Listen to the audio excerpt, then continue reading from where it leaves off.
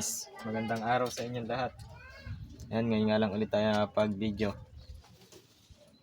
Nagkabuluto nga tayo kaya hindi tayo nakapag-video ng mga nakakaraang pauwian ng karera. I-update tayo sa karera. Wala na, tapos na yung karera. Bali, sa South hanggang Bulan Sarsugan lang tayo nakapagkarga.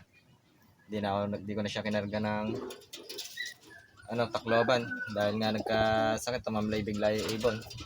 Kaya andyan yung ibon natin, nakahiwalay, pinapalakas ko pa.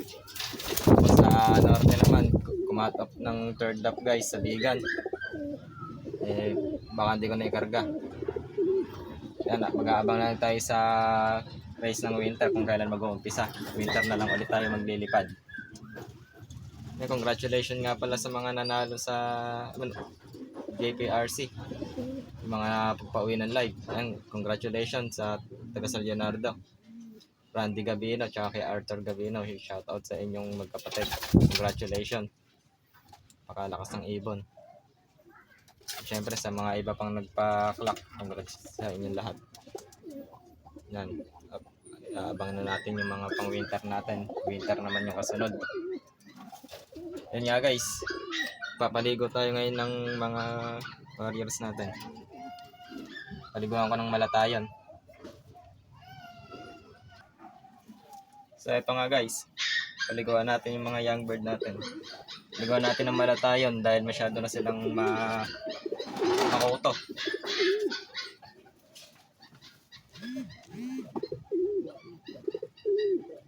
Katapang ng amoy, baho.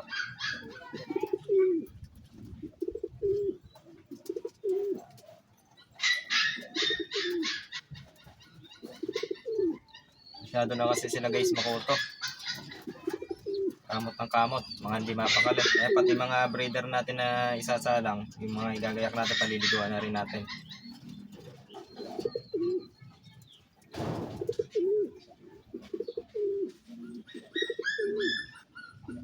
Yan nga guys, pag makuto yung mga ibon nyo, mainam pagpaligid malatayon. Iwasan nyo lang malubog yung ulo, baka makainom. Sigurado patay.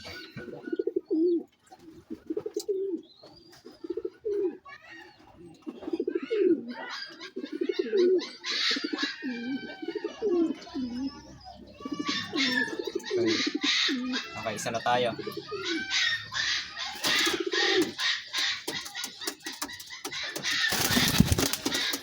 Oh, baka magtatalon yung cellphone. Malaglag.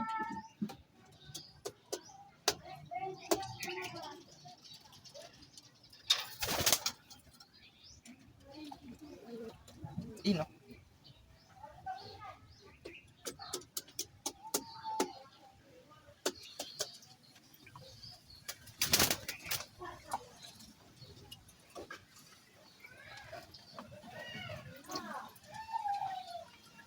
Yung guys, patay agad yung kuto.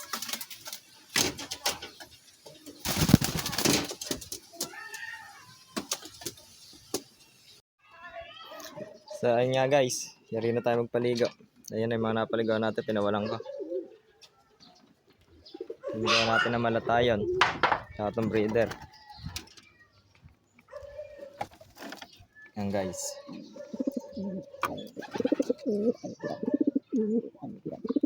Para maalis ko ito na maginhawahan.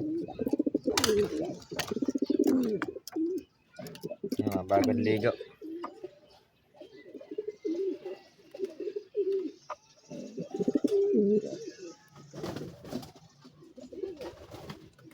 Ayan nga guys, pinawala natin para mabilis mapuyo.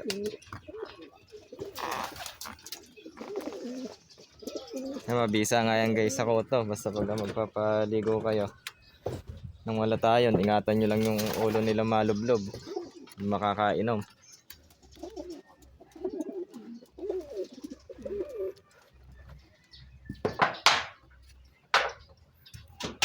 Ayan, binuhos na rin natin yung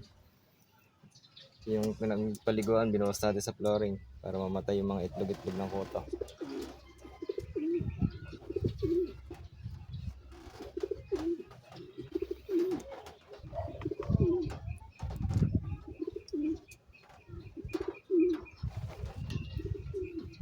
Maya maya lang makatuyo na yan. So yan guys, hanggang dito na lang muna yung video. Yan, sa lahat ng makakapanood na hindi pa naka-follow, huwag niyo kalimutan mag-follow, like, and share.